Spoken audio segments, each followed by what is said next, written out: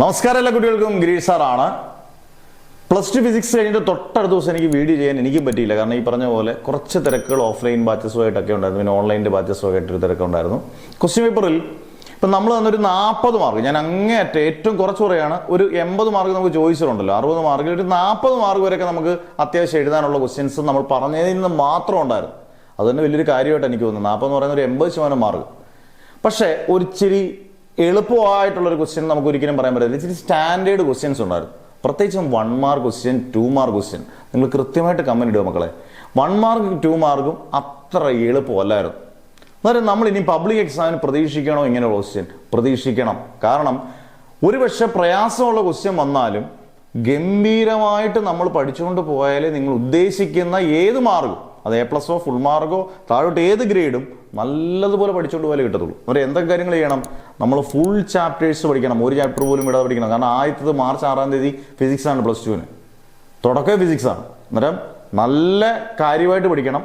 1 mark ക്വസ്റ്റ്യനും 2 mark question ഇപ്പം മോഡലിൽ ഉൾപ്പെടെ എല്ലാം ഞാൻ ചെയ്ത് സെപ്പറേറ്റ് ആയിട്ടുള്ള വീഡിയോയും നമ്മുടെ ചാനലിലൂടെ ഇട്ട് തരാം.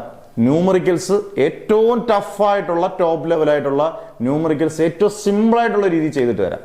എന്നെക്കൊണ്ട് ചെയ്യാൻ പറ്റുന്ന കാര്യങ്ങളെല്ലാം ചെയ്തിട്ട് തരാം.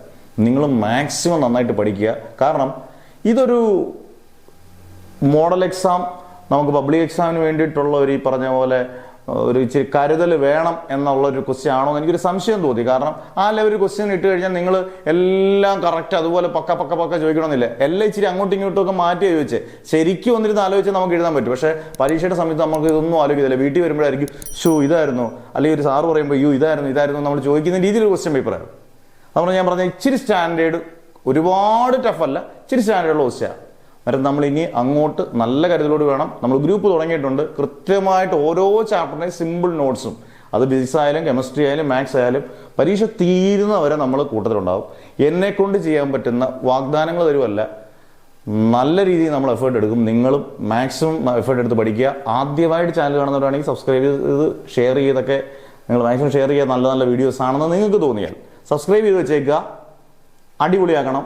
എല്ലാ പരീക്ഷകളിലും നല്ല മാർക്ക് കിട്ടി അടിപൊളിയാകട്ടെ എന്ന് പ്രാർത്ഥിച്ചുകൊണ്ട് മാഷ് നിർത്തുന്നു. Never ever give up.